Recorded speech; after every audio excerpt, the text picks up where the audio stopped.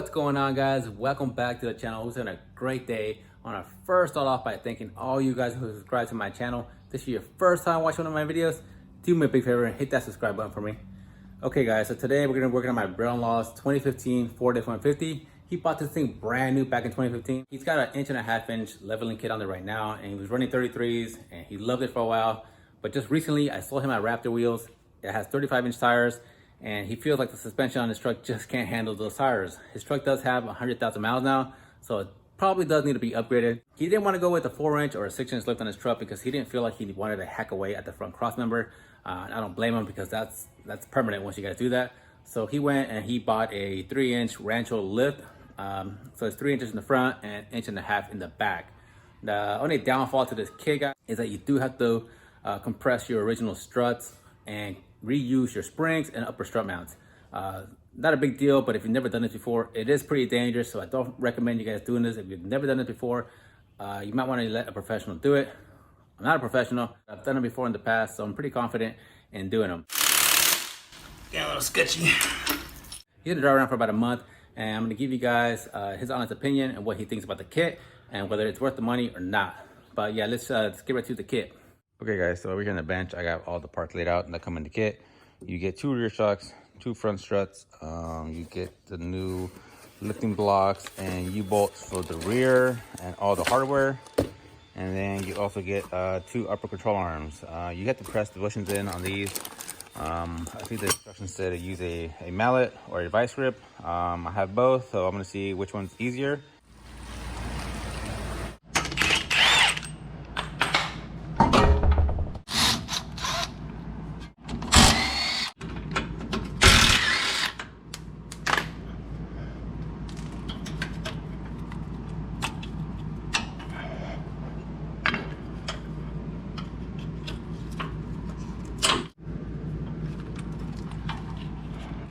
Sway bar end link is 18 millimeter.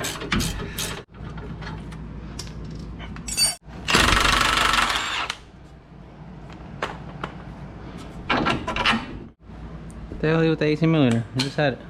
The what? The socket. Oh my goodness. Oh, here it is.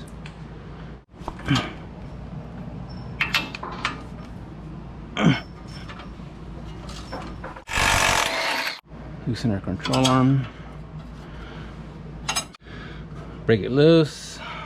Put the nut back on a little bit, a couple threads. Hit this with the hammer.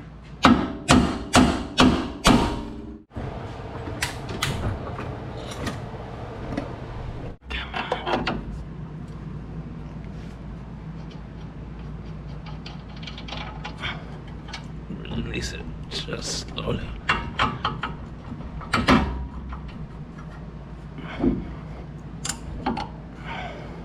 All right, now we can remove our CV axle.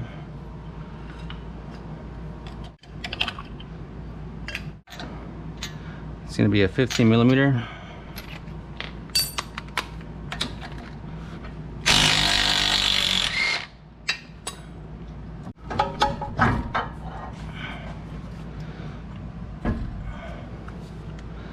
Okay, got everything loose. Go ahead and take our 3 nuts on top. All right guys, once you get this top 3 bolts off, 3 nuts on top, you're gonna want to hang on to the strut a little bit so it doesn't drop down, because we're gonna want to pry down on the bottom control arm and get the studs out the bottom. It's gonna make our life easier. So we're gonna want to hold this up and pry.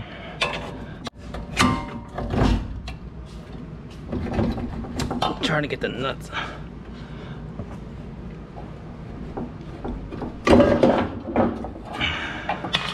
Once you get the strut out, the reason why it's so difficult is because it's got a spacer on there. If the spacer wasn't on there, it'd definitely come out a lot easier. All right guys, so once we get the strut, we're gonna want to, I'm gonna take off the spacer first because we need to get to the top bolts. We don't need the spacer no more. We're gonna throw that one away. Install the strut compressors. These are ones I got on Amazon. You can use these, and I'm also gonna be using probably these that I've had before, maybe to help secure the strut so it doesn't have any kind of issues. Because you definitely want to mark the upper mount with the spring, that way it lines up with the bottom of the strut. We want to put this in and want to go in the same angle as it was before. So this is the fun part. Let's just go like this. The only thing about these strut compressors that are bad is you can't put the pin in, the lock pin in, so you just have to wing it. I hope it doesn't come off.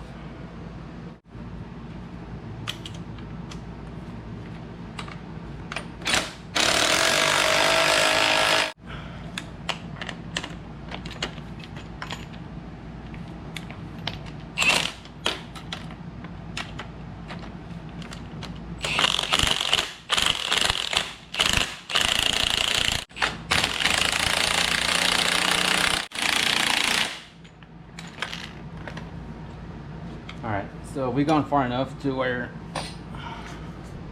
we've released the tension off the bottom of the strut. Once you move it around, that's all you need to go. You can go ahead and take the top nut off.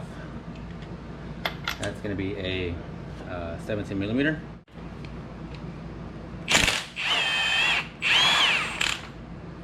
Alright, so the whole thing's spinning. What you want to do here is hold the nut down with the 17 millimeter wrench.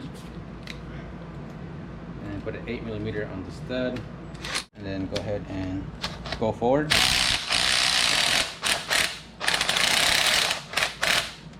And that should release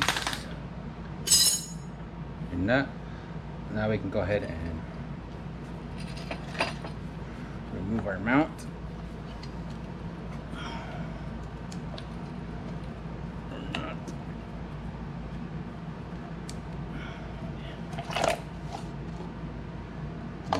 Spring carefully.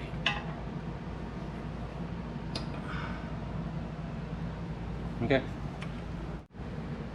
This goes on like this.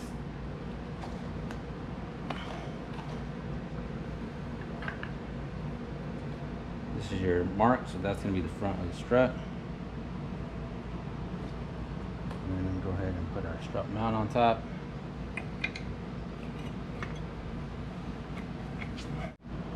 So everything lines up. Put our nut on top. All right. Double check everything's right. That lines up. This lines up, and that lines up, and we're good. Now we can go ahead and release the tension off the strut.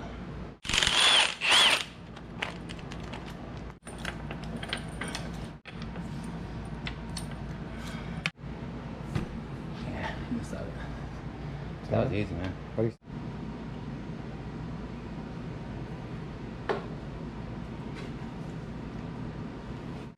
Wheel bearing grease. I'm going to coat the outside of the bushing and inside of the bushing.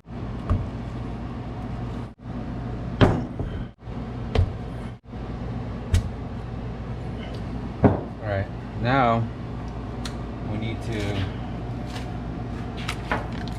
press any of these sleeves. Either use a C-clamp, or if you don't have a C-clamp, we're going to try to use a piece of wood and a nylon mallet.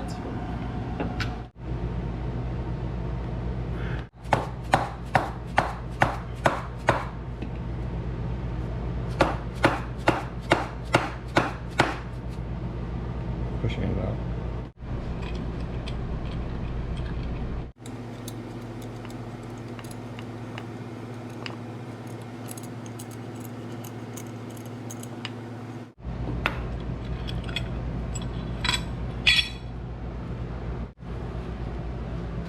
Oh. You're tired or what? Being on my knees like that shit. Really? Hell yeah. So I can't be a goddamn mechanic. Outside nut is a 13/16.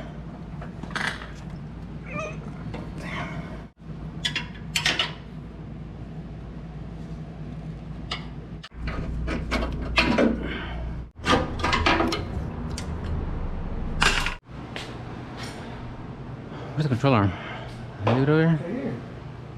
Is it? Yeah. Oh. Hey, what you doing? I need a... Oh, fuck my life. Time to install the new control arms. Goes in the same way it came out.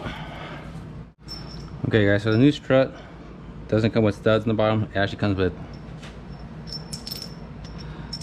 these two new bolts. They're N12s, and they're gonna want to go to the bottom, not the top. If you try to go to the top, then the stud actually hits the adjusting knob, so that they have to go to the bottom control arm and to the strut.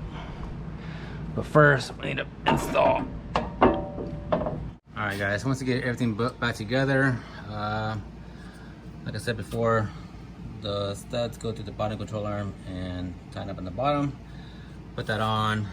Control arms on top. Tighten everything up. We need to add these sway bar end blocks. They go right on the bottom right here. So we need to lower the sway bar and put these blocks that make up the difference for the lift. All right, so the sway bar is going to be a 15mm nuts.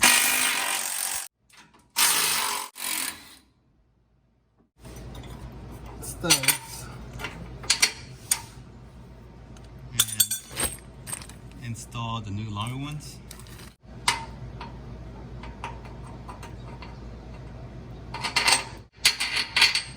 Yeah.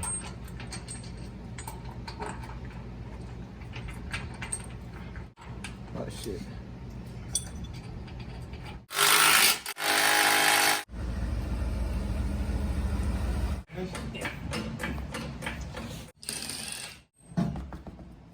All right, so in the back, we just need to remove the upper shock and the lower shock mount. And then we're gonna need to remove the 4 U-bolts to lower the whole axle. We're gonna do it on both sides. I'm gonna try to do one side first.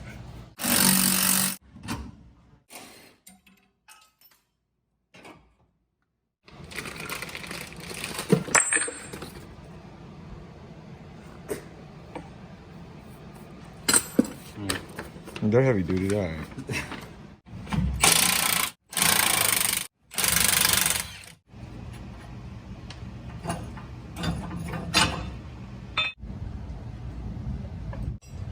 Our new block, we're gonna insert these little dowel pins right in here like this. Like so. So. And we raise it up and make sure these go back in here.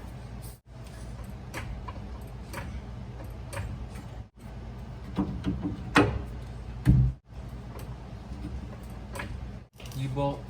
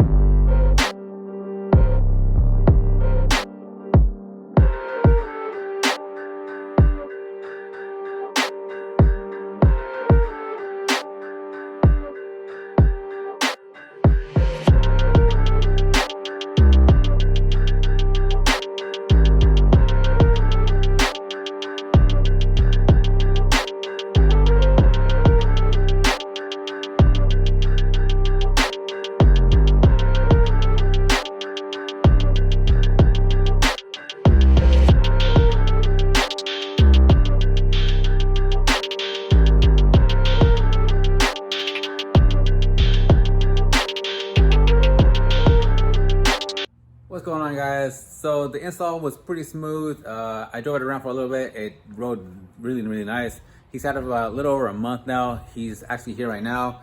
He's parked back there. I'm gonna show you guys just a little bit of the suspension. Kind of give you a little bit of details on the shocks. I know I didn't go over the shocks very much, but the shocks are 9-way adjustable. 1 being the softest, 9 being the firmest for like loads and towing, stuff like that. But yeah, he definitely loves the way it rides. You guys noticed in the video, but he does have a different front bumper. I just installed that last week. Please don't forget to subscribe because that video is going to come out next. Also, if you have any questions on the products or the install, put them in the comments below and I'll try to get to you as soon as I can. Don't forget to subscribe, like, and we'll see you guys on the next one.